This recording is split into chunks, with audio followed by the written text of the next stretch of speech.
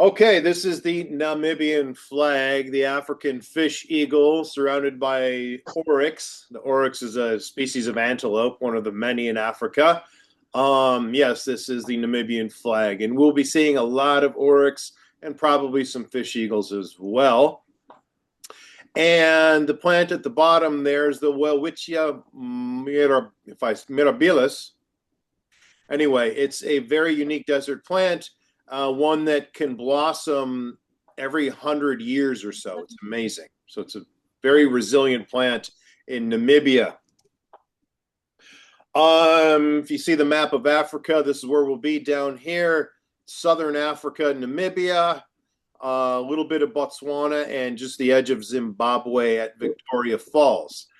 Some facts about Namibia. It's the second least populated nation on Earth, about 2.5 million people. It's the driest nation in sub-Saharan Africa, about twice the size of California. Home to the world's oldest desert, the Namib, which means vast place. The entire coastline is desert. It also hosts part of the Kalahari Desert, was under German rule from 1884 to 1915. In 2021, Germany formally apologized for the genocide they inflicted on the native people. You will still see a lot of names, town names, road names, things like that that are German. They gained independence from South Africa in 1990. So it's one of the youngest nations in Africa, one of the best functioning democracies as well. And this is the route where we'll be driving, meeting here in Windhoek, and then going south to Sesriem area, Namib Naukluft National Park. We're going to stay at a winery and lodge near the park.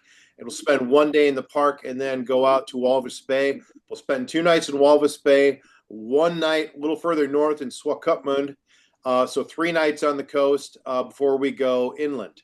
And then across the northern Namibia to Etosha National Park, Anguma Private Game Reserve, across this area, which was referred to as the Caprivi Strip, now known as the Kavango region. We will cross the Okavango River. This is the Okavango Delta right here. I'm circling with my cursor. In Namibia, they call it the Kavango River. And then we will ultimately end up in Kasane, Botswana, right over here for the last 3 nights, and then over to Victoria Falls in Zimbabwe on the last day before we leave. Back up. So yes, the first night we'll spend in Windhoek at Drumbo's Lodge and also a winery. Very nice place, nice rooms, a great restaurant. And from there we will drive out to the desert to Nora's Lodge and Winery for 1 night. They do make their own wine there. You can certainly buy some to take home or enjoy later in the trip if you like. And when we arrive, we will have a wine and cheese tasting. That will be our lunch on that day when we arrive at Nora's. So that evening we will go. It's part of it's on the property there, a Nankusi Wildlife Sanctuary for cheetahs that were rescued as cubs. I believe their mother was killed by a farmer, not realizing she had cubs. And they're probably from a few different litters anyway. But we will watch the cheetah feeding. And that's always fun. They come right up to the fence.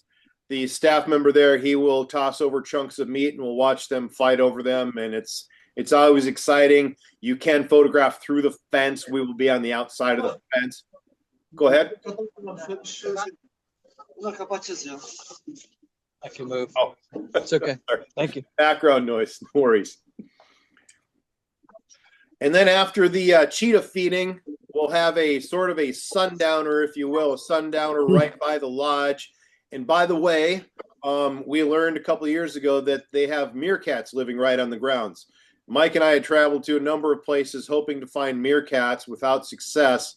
And then a couple of years ago, we realized when they told us, oh, we have meerkats living right here on the premises. So we should see the meerkats. They're very close to the lodge. They're fun to watch. The next day, we will depart early for Namib Naukluft National Park. And this is where you've seen a lot of probably these famous dunes. This is Mike filming a lizard a few years ago on one of the dunes.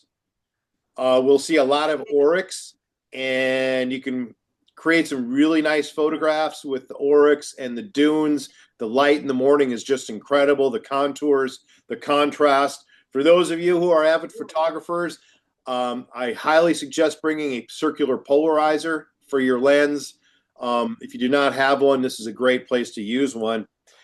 And we will hike up to the Sussex Dry Ancient Lake Bed, and I'm sure you've seen photos of Sussex. It's a very famous place, the dead trees.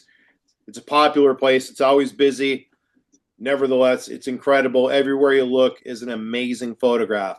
So we'll spend the morning hiking up to the lake bed, and then later that day we will depart for the coast, Walvis Bay, where we'll spend the first 2 nights on the coast in Walvis Bay.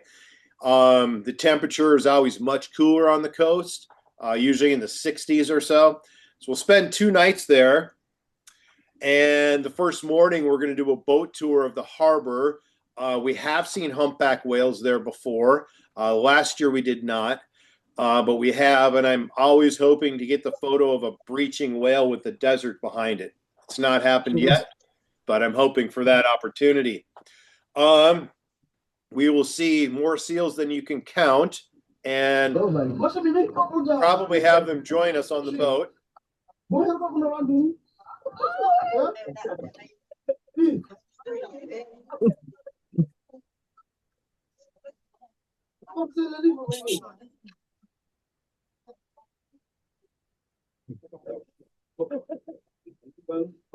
They've become quite accustomed.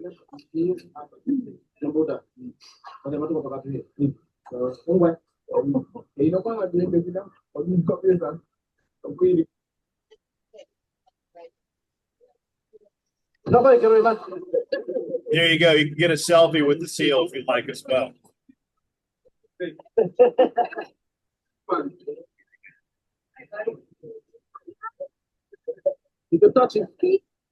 Okay.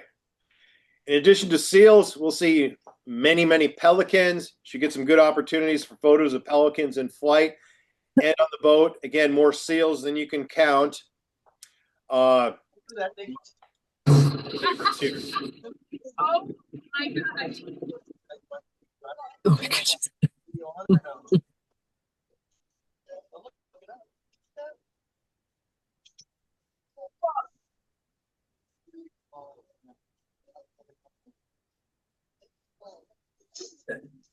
There you go. So you'll meet some pelicans and some seals up close and personal. A great opportunity to get some headshots of pelicans if you like, with a wide angle lens. So after the boat tour, we'll go ashore near Sandwich Harbor. We'll have a very nice gourmet lunch there.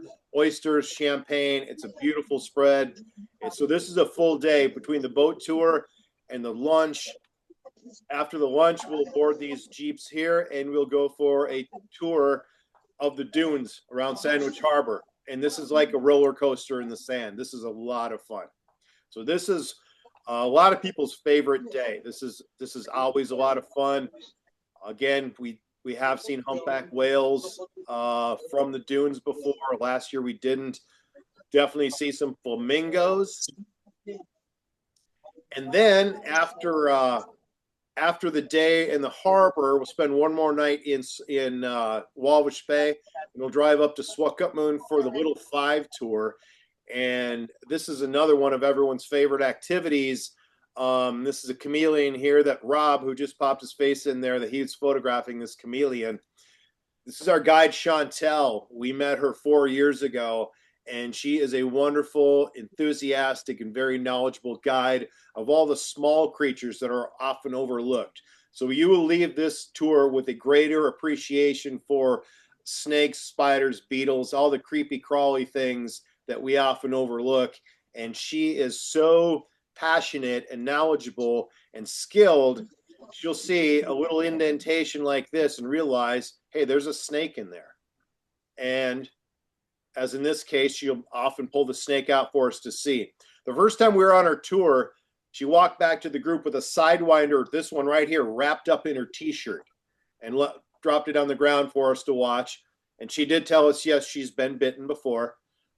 Nevertheless, she's a wonderful guide, and everybody loves this tour. We will spend a night in Swakopmund, and then we will head inland, and we will pass a number of roadside stands. In the background there, the mountain you see is called the Brandberg. It's the tallest mountain in Namibia. Brandberg, a German name. And these are rocks and crystals from the Brandberg. And we can stop at a couple of them. You might like to buy some. They'll have other trinkets and things for sale. It's a very vast desert landscape. It's a very, very barren landscape as we're crossing this part of the country. We will stop at a couple of Himba and Herero villages on the way. This is a good opportunity to photograph the culture. This woman here is making the red clay that they put in their hair, that the women put in their hair. They're going to try and sell you some handmade trinkets and things. It's a good opportunity to get some souvenirs to bring home. But before I photograph them, I always either give them some money or I buy something from them and then ask to take their photograph. Keep that in mind, but it's a good opportunity to photograph culture. Another Himba village. Well, more Himba. The women have the red clay in their hair. And then we will spend a night at Twijfelfontein Country Lodge. And the next morning, we will visit the Twijfelfontein Cultural Site and see these ancient petroglyphs. So this is a morning walk, and we'll see a number of petroglyphs. And from there, we will visit the Damara Living Museum. This area is called Damara Land. This is the Damara people. And we'll visit the Living Museum where they show us their traditions, ways of life, cultures. This woman here is showing traditional medicines. So we'll have a lot of different displays and presentations on their ways of life. This man's sharpening a spearhead. They're starting a fire here. And from there, we will travel north to Etosha National Park. And you may have heard that Etosha National Park has been in the news recently because a good portion of it is on fire, unfortunately. There's a big wildfire in the western portion. Not where we will be going, but it is, as of now, it's still open to visitors, and there is a lot of wildlife and probably more concentrated at the water holes and things where we will be visiting. So unfortunately, they have a big wildfire right now. Hopefully they will get it under control soon. It's ironic because they had massive flooding, massive rains and flooding earlier this year, and now they've got a wildfire. So hopefully that gets under control. So we will enter the park. There's a water hole we visit on the way into our first lodge where we spend the night at Okakweo. And this was taken at sunset at Okakweo Lodge, the watering hole. There's a water hole right next to the lodge. It's facing west. So ideally, the sunset, we get a nice sunset and you can line up the animals with the sunset. And the next morning into the afternoon, we'll drive more around the park.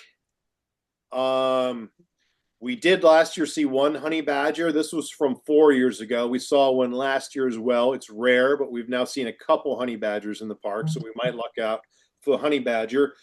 But plan to see a lot of zebras, elephants, giraffes, hopefully some rhinos. This is a leopard we saw in Etosha 4 years ago. Last year, we did not see a leopard in Etosha, but we did see one in Botswana. This is the Etosha Pan. It's a huge, huge dry lake bed, which takes up about 30% of the park. It actually was holding water earlier this year after the massive rains. So here's the Etosha Pan right here.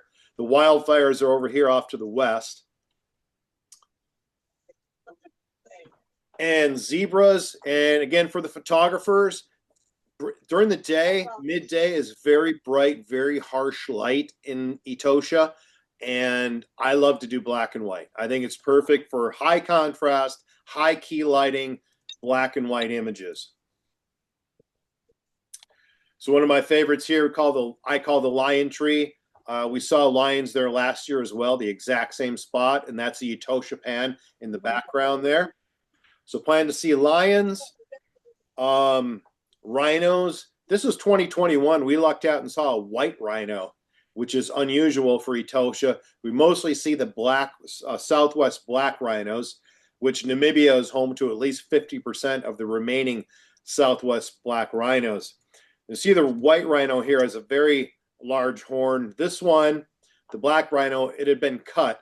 That's, was in an effort to discourage poaching. I don't believe they're doing that anymore, cutting the horns, because it didn't always stop the poachers from killing the rhinos. So, but we may see some with horns that have been cut, hopefully some without. And then we move on to Anguma Private Game Reserve, which borders Etosha. So it's the same ecosystem as Etosha National Park. And Anguma is famous for this ground hide. It's dug into the ground, so you're eye level with the water hole looking up at the wildlife. And we can get some amazing opportunities. This was last year, 3 bull elephants right outside the water hole.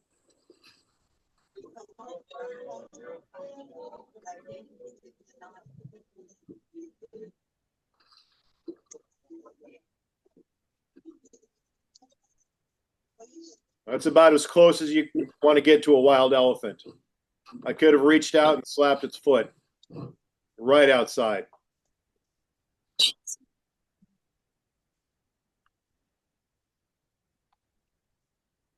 All right. That's where I took that image. So what we'll do, since we have 2 mornings, we're spending 2 nights in Anguma. By the way, it's generally everyone's favorite place to stay. We stay at the Bush Camp Lodge. Very, very nice place. I'll show you some photos here shortly. But this ground hide is one of our best experiences, and we'll split the groups up. So the first morning, half the group will go to the ground hide. The other half will go back into Etosha National Park for a morning game drive. And the next day, we'll switch it up and do the opposite. So everyone gets to experience the ground hide and another morning in Etosha National Park as well. This is a warthog taken from the ground hide. Wildebeest and zebras, again from the ground hide. 3 years ago, we lucked out with a family of cheetahs on an evening game drive in Anguma. Mother with 3 cubs. They were eating an impala. We had some wonderful opportunities and spent quite a bit of time with them. And we'll do a sundowner game drive, and after the game drive, we watch the sunset, and we'll have snacks and cocktails. And Mike is enjoying a gin and tonic, which he claims he only ever drinks in Africa. There you go. This is a swimming pool at the Bush Camp. There's the restaurant and bar, and it overlooks a water hole. So we often see wildlife right outside the restaurant. This was an elephant that came in during dinner 2 years ago. 2 years ago or 3 years ago, we had a pride of lions come in during dinner. So everybody loves the Anguma Bush Camp. Very nice lodging. This is an opportunity to have some laundry done if you'd like. You can get a massage while you're there. It's very comfortable. It's a nice restful place, but we'll also see a lot of wildlife, both in Anguma and back in Etosha as well, because we'll be making morning drives into Etosha. Then we'll be making our way north towards the Caprivi region, or the Kavango region as it's now called. We'll spend 1 night in between, so we break up the drive a little bit. And we'll spend a night in Popa Falls, and we will visit Bwabwata National Park. Took this image last year of the running giraffes. We have seen lions there as well. And this area along the Kavango River is more lush. There's water, there's more greenery. And with the water comes other opportunities to see hippos and crocs and other wildlife, Cape buffalo as well. There are a lot of elephants in northern Namibia in that Kavango region. This was my first time in Namibia, 2021. And we watched this herd of elephants. There were about 100 in all cross right behind the elephant crossing sign. After we leave Popa Falls, we will travel eastward. We're on our way towards Botswana at this point. We'll visit the Kwando Core area. This is a good opportunity to see the African wild dogs or painted dogs. They are common there, which overall they are endangered. It's a rare sighting. Last year, we didn't see any in the Kwando Core area, but we did see some in Botswana. So hopefully we'll get a chance to see the wild dogs. Good opportunity to see and photograph the bee eaters, these birds. They burrow into the riverbanks here, as you can see. And this is Botswana, where we will spend the last 3 nights. So we will do a morning drive, the first morning into Chobe National Park. And that's where we did see a leopard last year, as well as a number of lions. And we will do an evening boat tour as well on the river. And we will likely see a lot of elephants. Well, here's the leopard we saw. Mike took this video last year.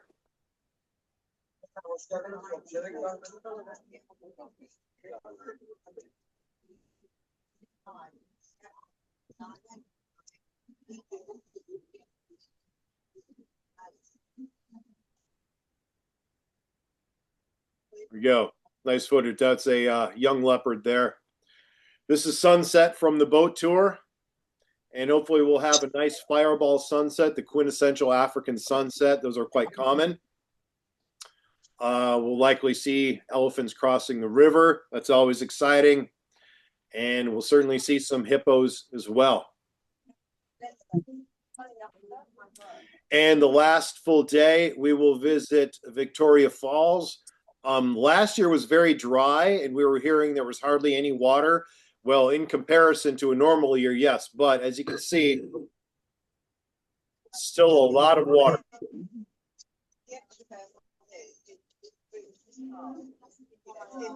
So this was last year on a low water year. So hard to say what this year will bring with the rains they had earlier in the season. But yeah, even on a low water year, there's still a lot of water. The falls are very, very impressive. Okay. So that's a brief summary of our route and what to expect to see and experience there. Every year is different, of course. We see different animals, have different experiences. Every year is unique. And there you have it. We did save some time for questions here, and some people have emailed in some questions as well. I'll go over those quickly. Tipping. We do encourage you to tip our drivers as well as local guides. Mike, do you have kind of a guideline or anything per person, per driver? Usually, I mean, a couple of $100 extra covers everything. Tipping is always, of course, based on whatever people would like to give. Right. And if, the driver helps you out a little more or something, but they do keep us safe. They are driving us for 15 days over some gravel roads, and they are professionals, and they're part of our family. We love those guys. And Johan's been with us for 4 years, and his wife is now driving with us as well. So that is, of course, up to you, but anywhere from 50 to 100 per driver. We have 2 vehicles, so you can, and we have only 8 people, so there'll be 4 people per vehicle, plus Colin and I, of course. And you can switch vehicles whenever you like as well. We like to mix it up a little bit, so you have time to meet each other and talk as we drive, because we're covering a lot of well, it's in Namibia, so they're kilometers. So you have time to chit chat and meet different people as we switch up the vehicles. Perfect. Thanks, Mike. Does anyone have any questions regarding anything we're doing? When we get to Kasane, you guys know that we have. Thank you. We have flights for you, and I will email every one of you your flights from Johannesburg to Windhoek, and then from Kasane, Botswana, back to Johannesburg. I'll email, if I haven't done it already, I will have that all for you at least a week before. And of course, Colin and I will pick you up at the airport. So when you walk through the arrival area after going through immigration and customs, we will be standing there. So we're not sending you off to people you've never met. We're your guys. So, and then we'll be flying back to Johannesburg with you on that airplane. So you don't have to fret about that. And if you have questions, of course, please jump in. Bonnie, did you have something that we could answer for you? Yes, the question about tipping is that in, do you recommend US dollars or does it make a difference? You can do either. So the best place to exchange currency is when you first get off your plane in Windhoek right at the airport. So we'll meet you in the arrival area, and right there is the exchange place where we can exchange US dollars for Namibian dollars. Plus, we have ATMs, that you can stop at along the way. Now, we recommend you don't need much money because obviously we are paying for dinners and we are paying for breakfast. So some snacks for lunchtime because we're usually traveling at lunch. And then, of course, if you want to drink any kind of alcohol, then that's part of what you'll have to pay for as well. But you usually don't have to exchange too much currency. $200-300 a person is usually probably enough. If you wanted to get another 100, you can always tip our drivers in U.S. currency as well. Thank you. Can you exchange Namibian dollars back to American dollars upon leaving? That is where Colin and I come in because we go every year and we're already scheduled for 2 tours next year. So we can buy your Namibian dollars back from you. You don't have to worry about leaving with too many Namibian dollars because you can use them for tipping and then Colin and I can always use them for next year. And then as far as tipping other people besides the drivers, do we need to allow money for that? Yeah, like Colin said, our day tours like Chantal and then Mola Mola where we have the full day out on the boat and then the lunch, and it's a couple dollars here, $4 or $5 there is plenty. And then, of course, we have a sundowner on Guma and then the Hyde. I usually, Colin and I will be tipping them as well. But if you would like to tip them $5, here and there, that's great too. It helps them a lot. They appreciate it. And you're speaking 5 Namibian dollars? No, 5. Right now, the Namibian dollar is 17 to $1 US. So usually, like 100 or 50 to 100 Namibian dollars. That's anywhere from $3 to $5 US.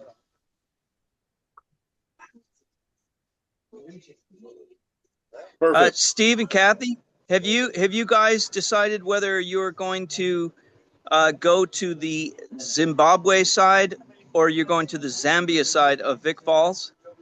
Well, we would like to, but it seemed very difficult to do online. Could not ever talk to anybody in person. So the timing. So we can talk about this at in the next week as well. Just personally, because we have a possibility where we're staying in Kasane. This hotel arranges all of our local tours. Mm-hmm. So I have obviously, Colin and I have already booked our trip to the Zimbabwe side of Victoria Falls, which has more hiking trails and more viewpoints. But of course, the Zimbabwe side has the Devil's Pool. Right. So they have the possibility of setting you up with a tour right from Kasane, and then you just come back and we meet you there in the evening. Right. And that's but I don't believe it's going to go to both sides. Okay. But yeah, I did see something that along those lines that you just expressed, and I was thinking that maybe it will come together once we're in Kasane and we do it through the hotel there, but we'll just wait and see. Okay. Well, we can talk about that in the next 2 weeks as well. Yep. Okay, great. So, Mike, the Devil's Pool's still on the Zimbabwe side? That's not Zambia? Zambia. No, Devil's Pool is Zambia. It is Zambia. Okay. Yes, 100%. Yeah. You just misspoke. All right. Cool. Gifts for the Namibian people. If you'd like to bring something to donate, they can always use shoes and clothing. If you have some old shoes you don't use anymore that are still functioning, feel free to bring those. We will find a place to donate them. Maybe the Damar Living Museum or our drivers can arrange to donate them to a school or another organization as well. So if you'd like to bring something, Again, old shoes you're no longer using, clothing, things like that are always in need there. Going down the list, drinking water. Some places we will be able to drink the water and they will let us know, and we've never had any issues. It's safe if they let us know. It's safe for us to drink the water there. Otherwise, you will drink bottled water, or Mike and I always bring a SteriPen to sterilize water from the faucet. So you're welcome to do that as well. Save some money, and better yet, save some plastic by bringing a purifier. And again, we use SteriPens. They're easy to use. So we encourage you to bring that as well. I know some of these questions did get covered in the email. Some are on our website as well, but we'll go over them. How much hiking? We do a bit of hiking early on in the Namib Naukluft National Park, where we hike to the ancient lake bed. We'll do a bit of walking during the Little Five tour, a little bit, of course, around Victoria Falls. But otherwise, it's not a lot of hiking on this trip. And certain areas like Etosha National Park or on Guma, you have to be in the vehicle. You can only get out in certain areas because of the wildlife. It would be too dangerous. So it's not a whole lot of hiking on this trip, but we will have a few days. We kind of covered cash. Credit cards are accepted in most places, but it's good to have some cash just in case it's not. Wi-Fi is available in most of our lodging, restaurants, things like that. Cell service, that depends on your carrier. You can probably purchase a plan for Namibia if you'd like, but it's easy enough to leave your phone in airplane mode and just make calls and texts when we have Wi-Fi. So you don't really have to pay for the travel plan if you don't want, because there should be adequate Wi-Fi where you can connect with people. AC adapters, you will need, and this went out in one of our emails as well, the Type M adapter if you don't have one. You can get one off of Amazon easily. Vehicles, they are safari vehicles, like large Jeeps, basically, 4x4 Jeeps, but with more seating. And with 8 people, we're going to have a little extra space this year, so be plenty of space in each vehicle for you to be able to view and photograph out each side as well. When we're in Etosha and other places. Go ahead, Mike. Oh, I thought it. The roofs on these vehicles Yes. pop up, as you were about to say.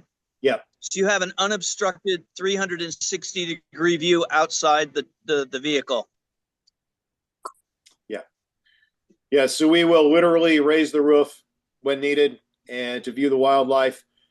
Kind of food. A lot of American style food. You'll get a chance to sample some local game meats and things at some of the lodges. Some of the places like Bush Camp and others, we have very, very good food. We have a restaurant in Walvish Bay. We love the calamari, best calamari ever. Great seafood. So it'll be a good variety, some local food, but otherwise just some typical fare. Yeah, nothing, I would say, too exotic other than some of the game meats you can try, but you will have the option to eat, standard American fare, if you will. Some places will cater to vegetarians or vegans. Of course, let us know if you have any food allergies, anything like that. And what kind of lodging. We'll be staying in a number of different places from the lodge to guest houses to hotels. They're all pretty nice. Some are very nice, like the Bush Camp and Droombos. But it's all quite comfortable. But no camping, nothing like that. We won't be staying in tents at all. So comfortable, clean rooms, air conditioning, things like that. So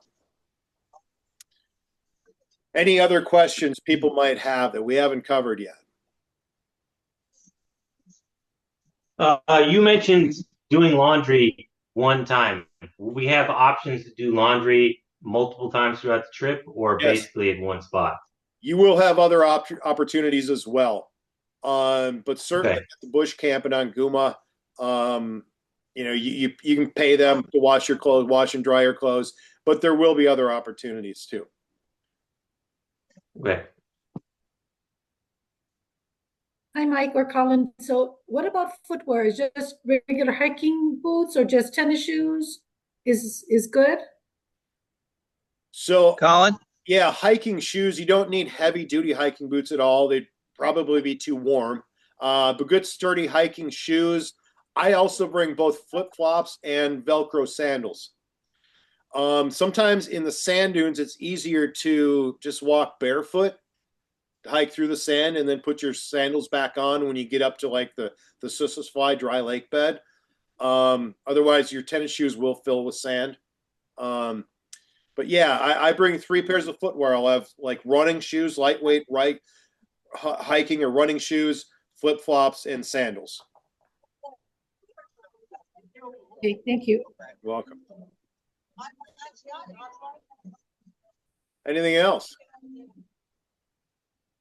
Bug spray? Yes. Good idea to bring bug spray because there will be mosquitoes in certain areas, especially in the north and also in Botswana. And speaking of that, this is where you would want to take the anti-malarial meds.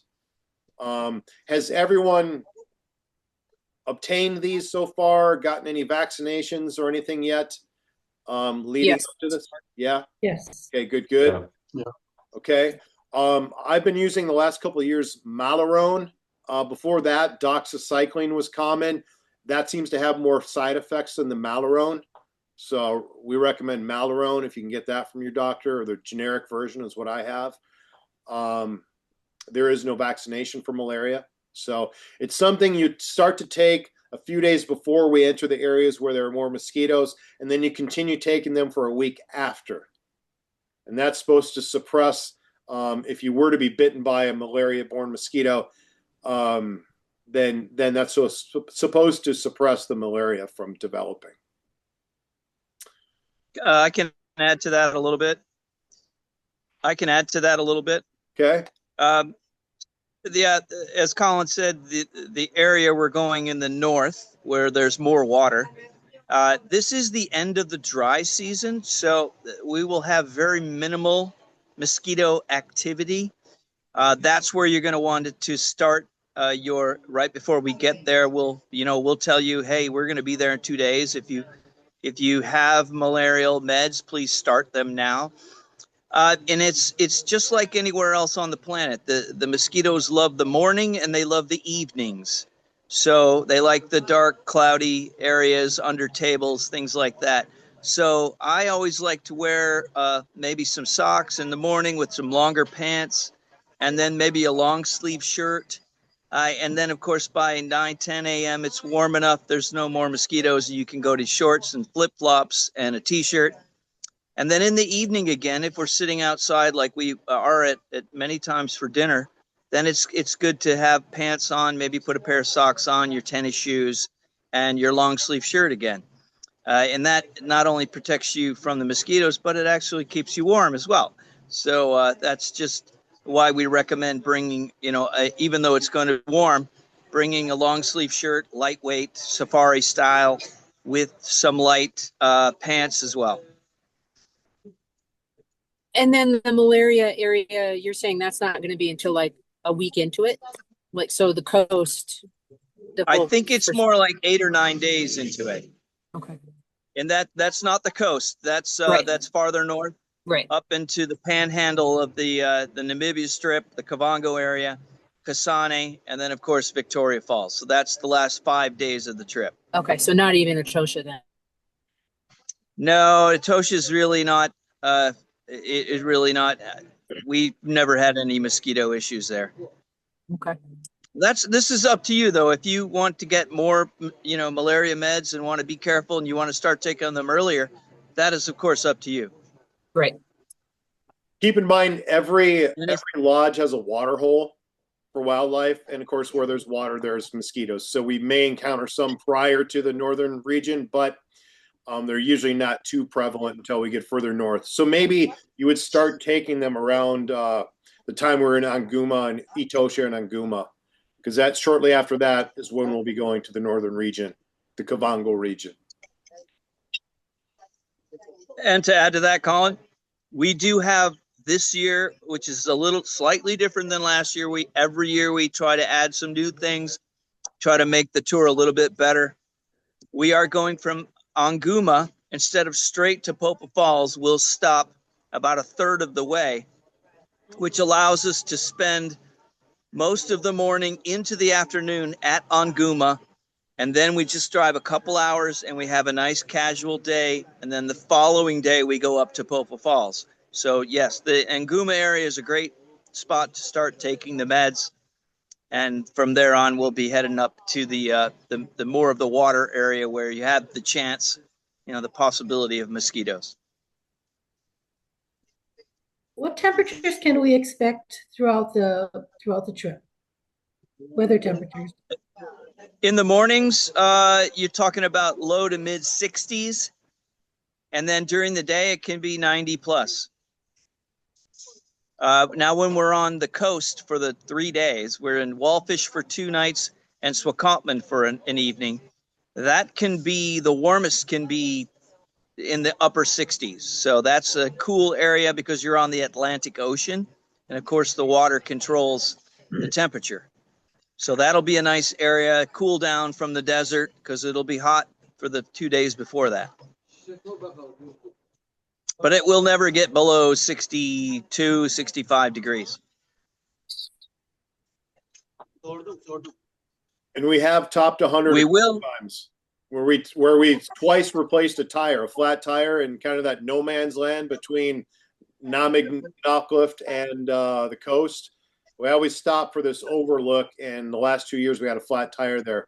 First time the temp was reading 114 Fahrenheit. So that's one of the hottest areas. We just passed through there. We don't stay there. Right. Yes. Right. 2 hours later, and 2 hours later, we're in Walfish Bay. We're at 66 degrees. Big. It's always a relief. You'll feel the temp drop as we're driving closer to the coast. You'll feel it. Yeah. We do advise to bring a light windbreaker, rain jacket, and then, of course, a layering system with some sort of a sweater, sweatshirt, pullover, something like that. Because when you do go out onto the bay at Walfish Bay, it will be a little chilly to start that day. And you're going to be out on the water, so it can be cool for sure. So you're going to want to wear your sweatshirt, bring that windbreaker. The chance of rain is minimal, but you never know. We've had rain at this time of year. It's actually very nice and inviting when we do get a rainstorm at this time of the year, and of course the animals love it. So it's really good. Yes, we had a major downpour a few years ago, which is unusual, but it is going into the rainy season. And yes, with the rain come. That brings out some of the reptiles and snakes as well. The animals are more active, and it breaks up the sky a little bit, changes the light a bit. So I like to have a bit of rain as well, just to mix it up. So yeah, bring a lightweight rain jacket. It could possibly rain on us. Right. Any other questions? Comments, complaints? No. Right. No. Very cool. All right. Well, let us know. You can always reach out if you have any other questions. Just reach out to us directly, either via email or WhatsApp. WhatsApp is probably the best way to reach us once we're traveling. I'm leaving next weekend from Alaska, and I'll go to Minnesota and leave from there on Wednesday, the 15th, I believe. And Mike's already overseas, so WhatsApp is usually the best way to reach us. And I assume everyone's gotten their Namibian visa by now, right? I hope. No issues there. Yes. Good. Very good. Very good. Okay. Good. Well, if no one has any other questions, we'll wrap this up. And I believe this has been recording. Yes. And posted on our YouTube channel as well. In the meantime, reach out to us if anything else comes up. If you have any questions or anything, let us know. Okay. All right. Thanks for joining us. Thank you. Yeah, thank you for joining us. Thank you. Appreciate it. And we'll see you all soon in Namibia. Thanks again for joining. Thank you. All right. Thank you. Thanks, Thanks, everybody. Travel. We'll see you soon.